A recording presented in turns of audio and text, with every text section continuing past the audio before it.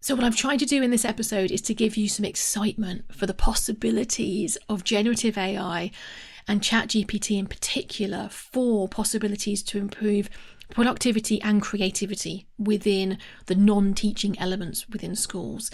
I also wanted to give you an overview of the ethical concerns and the limitations of the technology as it is now. Until our regulatory framework keeps up, we as individuals need to be ourselves analysing the ethical considerations of our use of AI and really thinking through where it is appropriate and where it isn't appropriate. Welcome to the Independent School Podcast.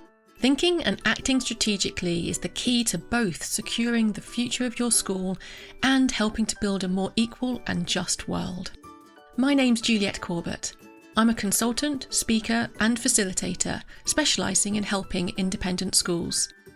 In this podcast, I translate tried and tested strategy and fundraising techniques into a language that works for schools. So if you're a senior leader in a private school and you want your daily work to feel less exhausting and more strategic, and if you want to once more feel the joy of making the world a better place through education, then you're in the right place. Welcome, and let's get started on this week's episode.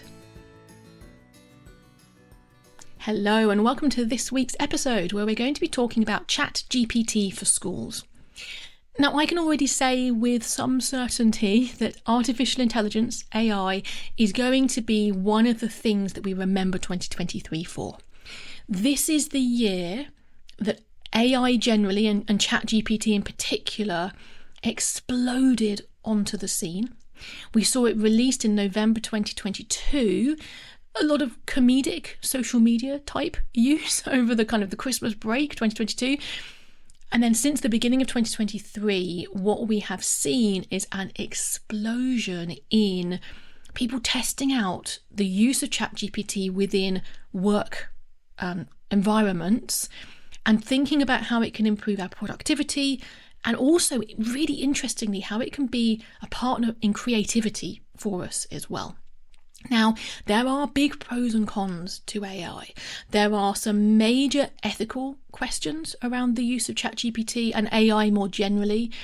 There are some limitations to the technology as it currently stands. But overall, I am very optimistic, very positive actually, about the positive impact that AI more generally and the GPT, large language model in particular, could have within schools. Now, if used well, and those are three really key words, if used well, we could be looking at the beginnings here of a revolution for how we can serve pupils better using AI behind the scenes. Now, I do not believe that this is going to be replacing teachers.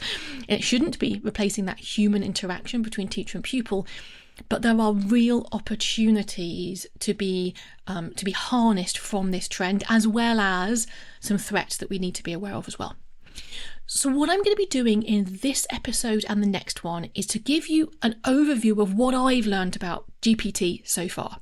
Now, I'm going to be focusing in at the moment on ChatGPT, and I'm also going to be focusing in at the moment on the use within non-teaching roles for these two episodes.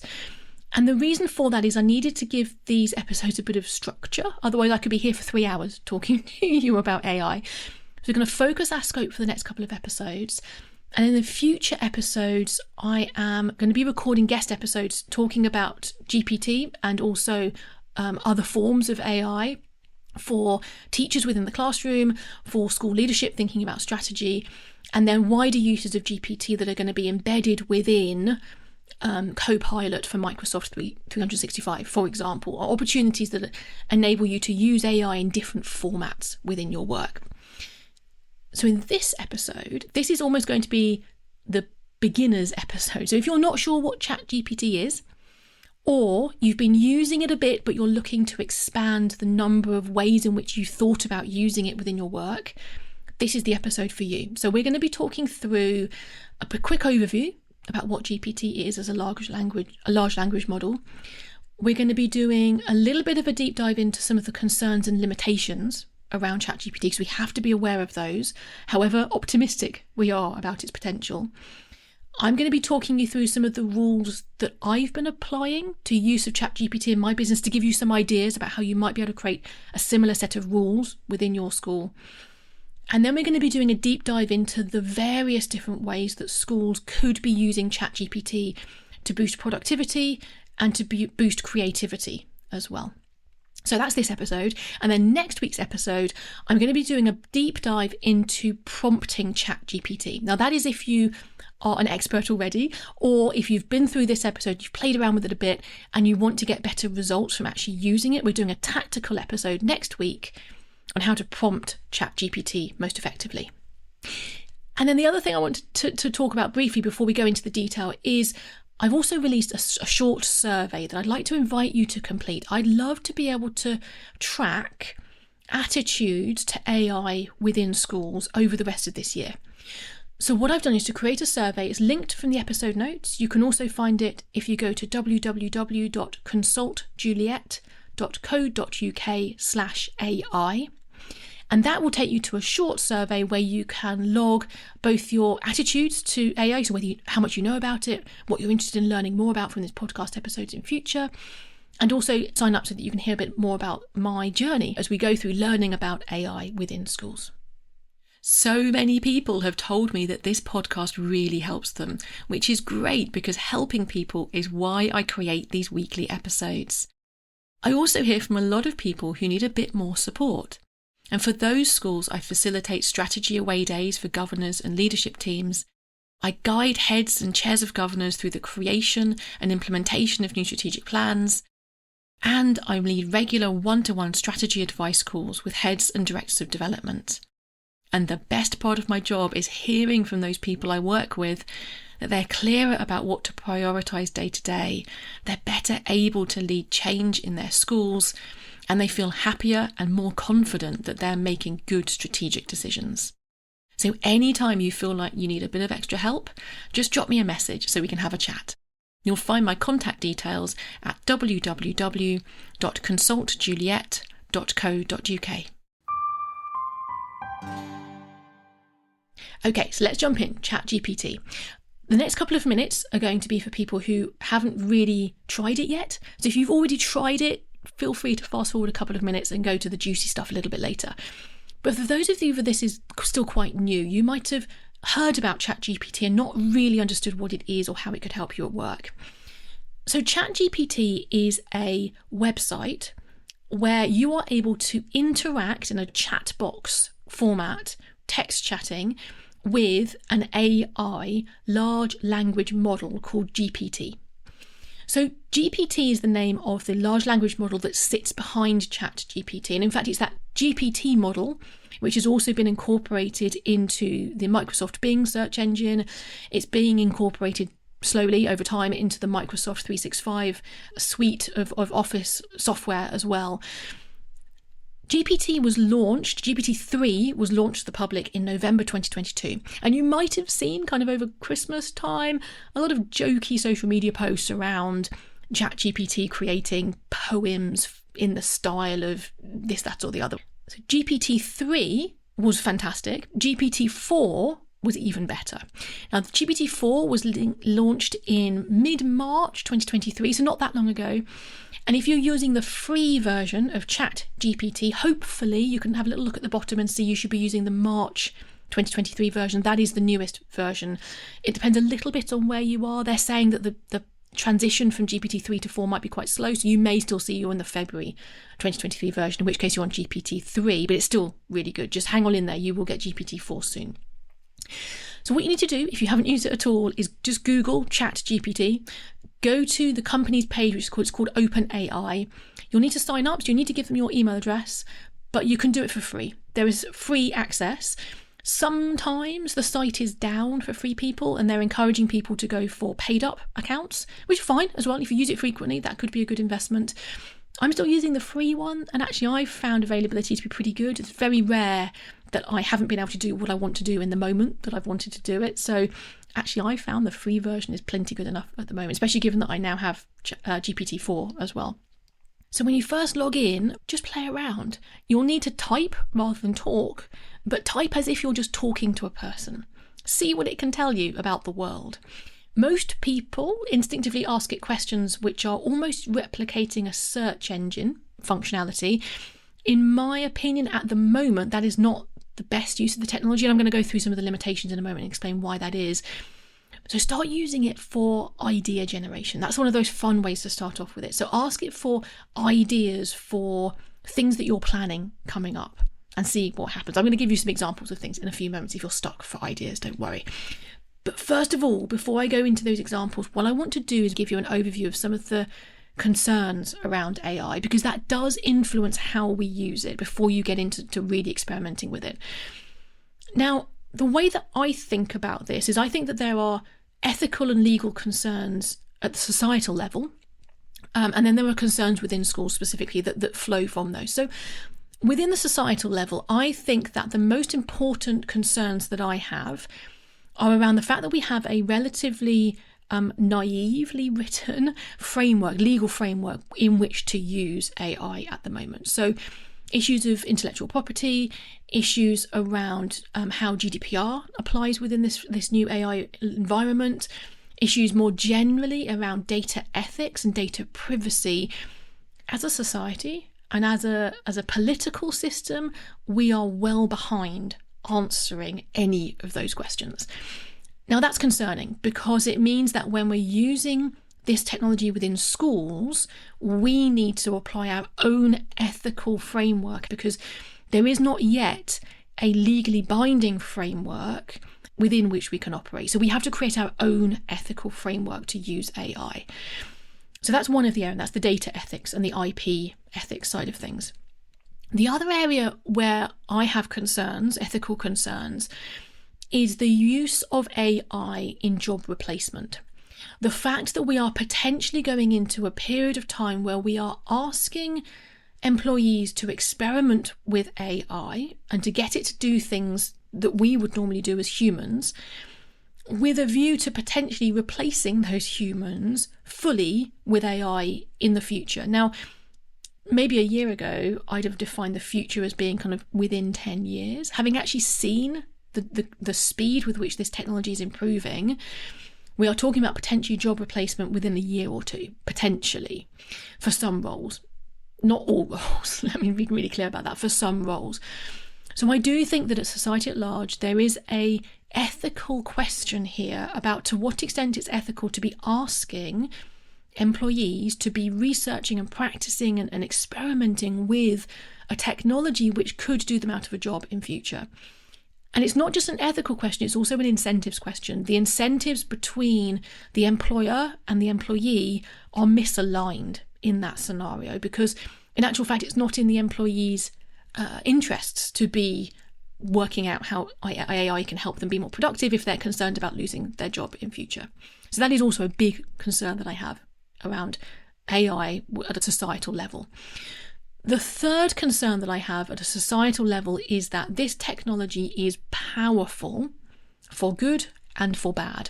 We have seen repeatedly that new technology can make our lives better, and then used by people who have bad intentions, bad actors within our society, these same technologies can be used to create havoc.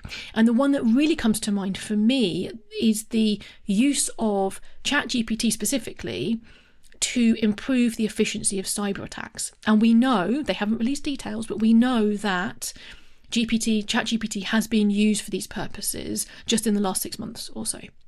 So what does that mean for schools? So first of all, it means that we are needing to apply our own ethical lens, because we cannot rely on the regulatory framework in which we work to be fully up to date with attitudes to AI and to do with the technological capabilities of AI.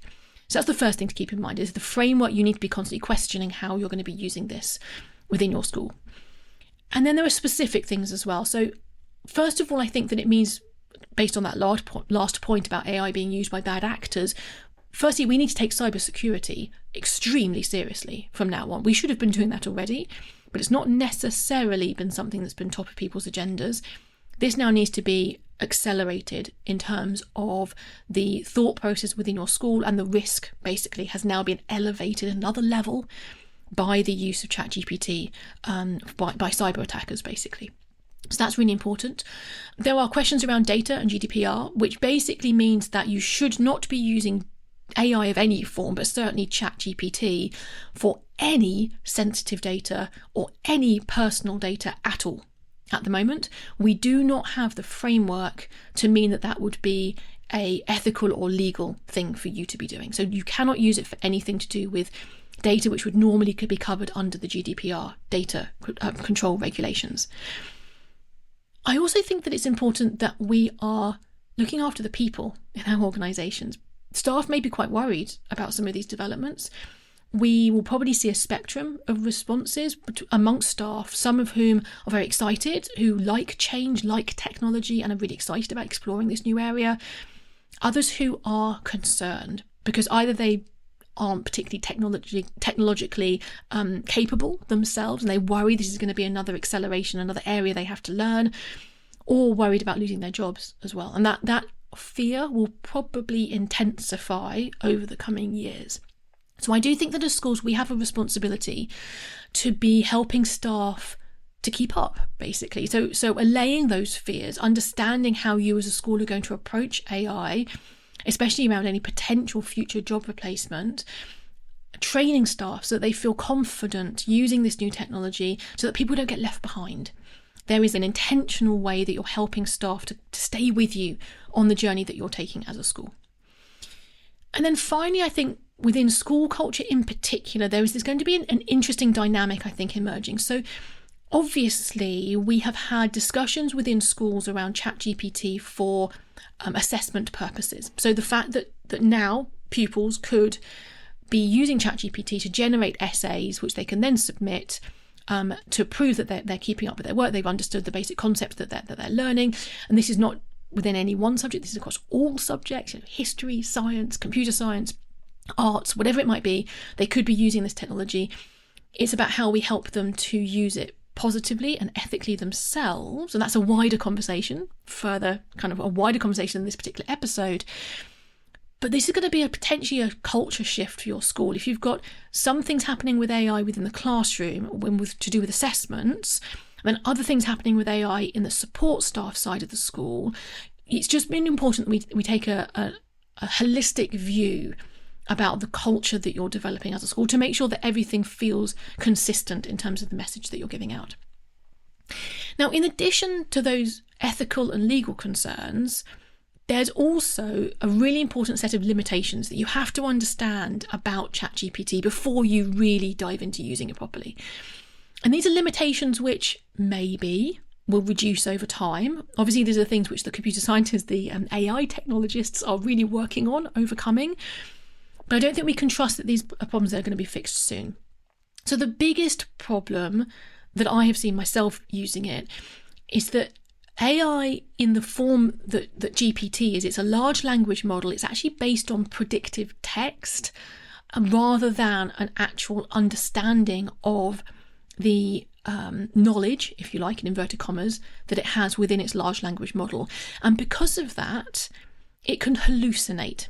So an AI hallucination occurs when any AI, but in this case ChatGPT, gives you a very convincing sounding answer. It is superbly worded. It may even be referenced. It may have data included in it. It sounds absolutely plausible and comprehensive as an answer to your question. It may be completely false. It may be that it just didn't know the answer and it made something up to fill the gap.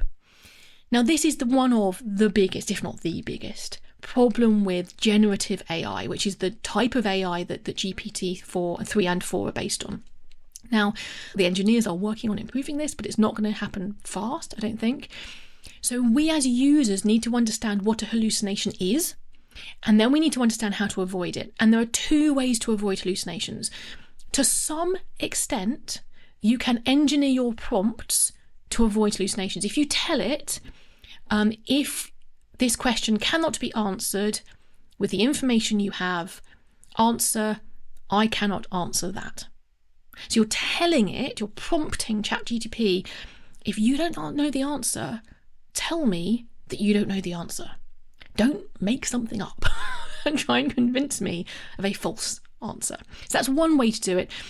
Definitely doesn't work all the time, but it is worth trying that if you're finding that it's hallucinating and giving you false information. And then the second thing that you can do is to make sure you're using it in a way that minimizes the risk of a hallucination going through unspotted, which basically means not really using it much for search and information delivery, and instead using it for some of the other uses, which I'm going to talk about in just a few seconds. The other limitation of ChatGPT in particular, but not of some of the other large language models that will be emerging, is that it only really knows about things from 2021 and earlier, because that's where its training data set has come from. That will change over time, I think, but for the moment it's not connected to the internet in a classic way, and so it's not able to give you up-to-date news, for example. So you need to bear that in mind when you're asking it questions as well.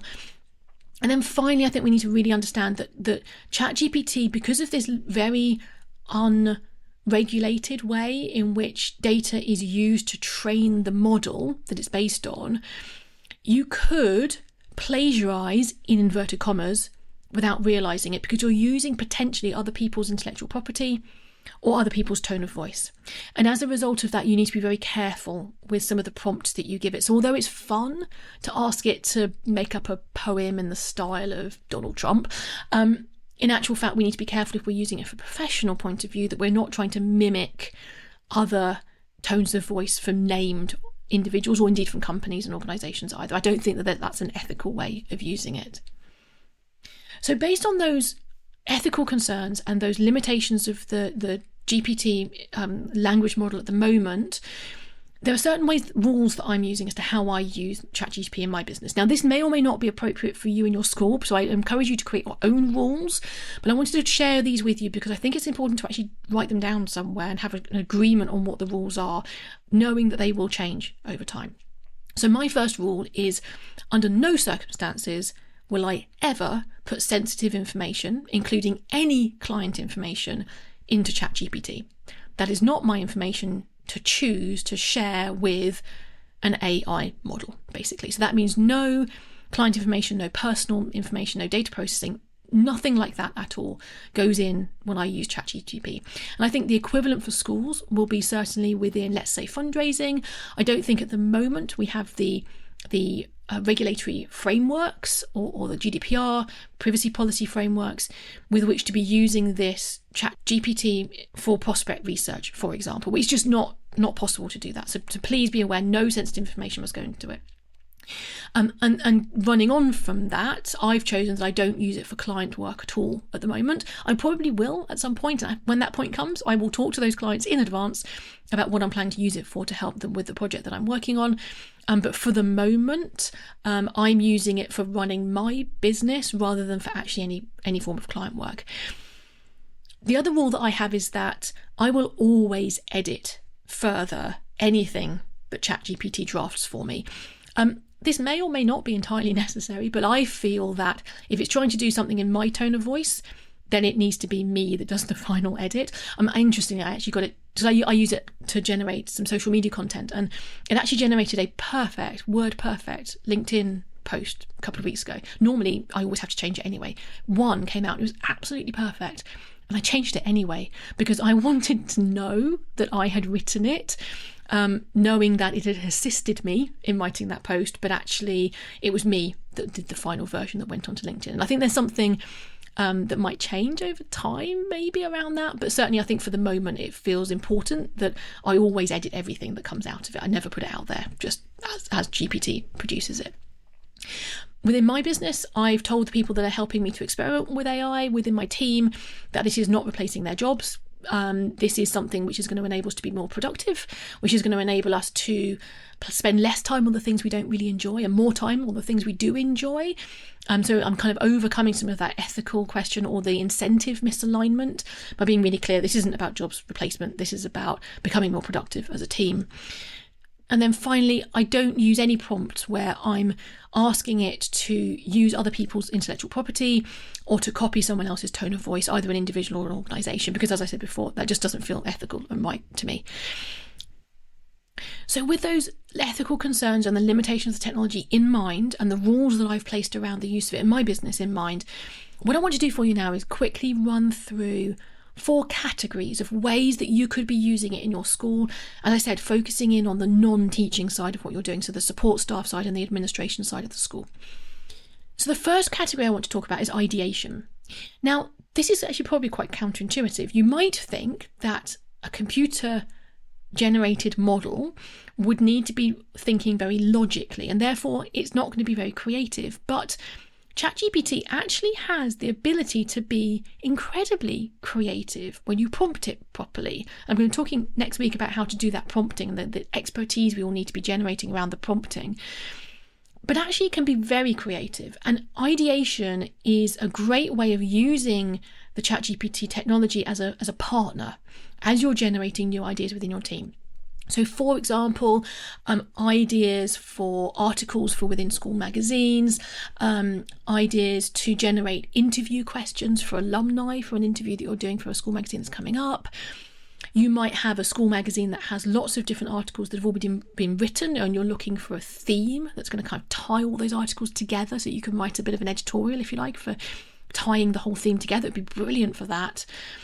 It's really good at generating titles. Now, I have to say I'm really relieved because I am rubbish at generating titles. So once you've written something and you're happy with it, obviously take any names out, any sensitive information out, as I said before, but plug it in and ask it to generate 5 possible titles for this article or this story that you've written, and it's really good. It can be really good for generating ideas for press releases, and which of your news stories that you've got on your website might be great to expand into larger press releases and local marketing drives. Ask it for creative ways to make the most of school shows from an admissions point of view. You could even ask ChatGPT itself, how can I use you to create ideas? So explain what your job is and ask it how can it help you to create ideas in your job. Basically, you can have it on in the background, and anytime you're thinking, I wonder whether, just ask it to help you and see what happens on that ideation kind of stage of any project. So that's the first category, and that's the creative element of ideation.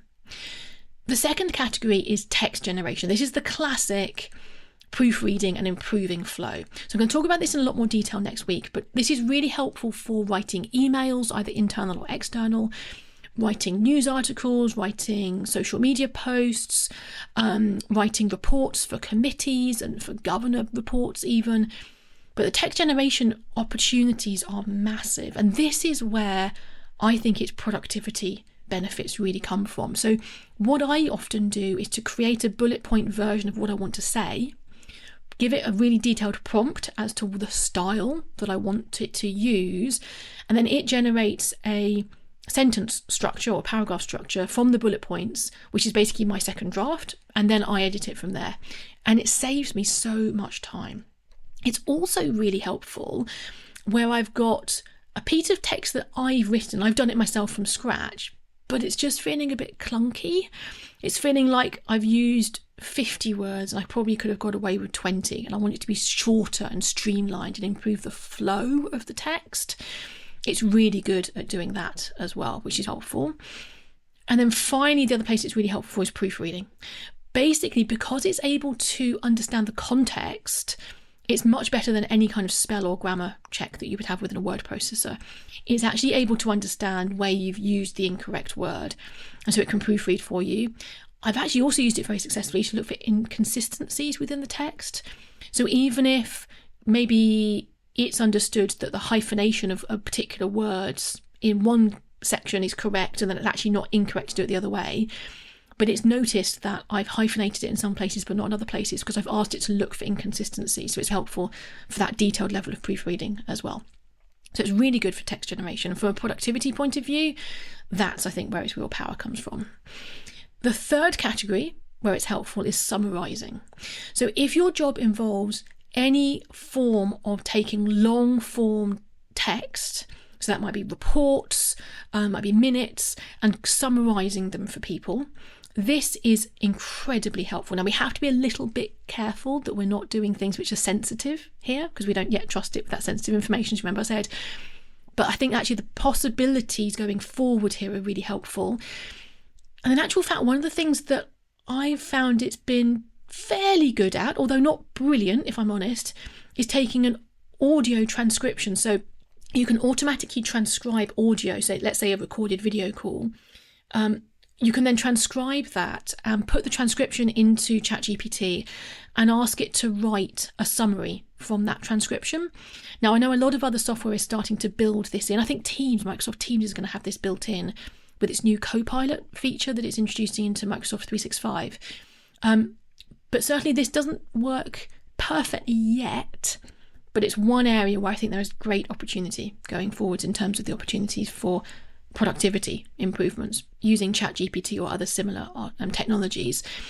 And then finally, the fourth category, I think it's really going to be helpful for probably in the future more than now, and that is data analytics. Now, it's hard to test this because most of the time the data that we handle in schools is very sensitive, and so you can't yet just input data into it. But certainly there are some areas where this could be useful straight off. So I haven't tested this yet, but I do think that it's something that we will be testing quite soon, which is using ChatGPT to look at analysing demographic data when you're looking at marketing and admissions possibilities of growth in terms of student role. And because that's publicly available information, and so there's no sensitivities around that using your data, you're analysing publicly available information, I think there are opportunities there in the short term to be using this technology to be really creative in analysing data. I'm going to stop there because otherwise this episode is going to go on forever. As I said at the beginning, I needed to contain this episode, and I feel already that this has actually gone on a little bit longer than I'd expected. So what I'm trying to do in this episode is to give you some excitement for the possibilities of generative AI and ChatGPT in particular for possibilities to improve productivity and creativity within the non-teaching elements within schools. I also wanted to give you an overview of the ethical concerns and the limitations of the technology as it is now. Until our regulatory framework keeps up, we as individuals need to be ourselves analysing the ethical considerations of our use of AI and really thinking through where it is appropriate and where it isn't appropriate. Next week, I'm going to be talking in much more detail about how to prompt ChatGPT. So the actual things that you need to be aware of to become an expert at how you tell GPT what you want it to do. And in the meantime, don't forget to go and fill in that survey. I would love to be able to track attitudes to AI over this year. So if you're listening to this episode at its first release, please go and fill in the survey because I want to know where you want me to go in terms of content around AI in future. And if you're listening to it a little while after it's been released, then please still do go and fill it in because I want to be able to track over time attitudes to AI within schools. So that address again for the survey, AI in Schools survey, is www.consultjuliet.co.uk/AI. I've put that link into the episode notes, along with a whole host of other interesting articles around AI. They're going to be diverse in their nature, a couple of podcasts, a couple of articles. If you're interested in diving into this in a bit more detail, then that's a place to start your exploration. That's it for this week. I look forward to talking to you again a little bit more about AI next week. Thanks for listening to the Independent School Podcast, the podcast that helps senior leaders in private schools to think and act more strategically, both because they want to secure the future of their school and because they want to help build a more equal and just world. You can listen in everywhere that podcasts are available, and if you want to catch up on previous episodes or follow any of the links that I've mentioned today, just head over to www.consultjuliet.co.uk/podcast.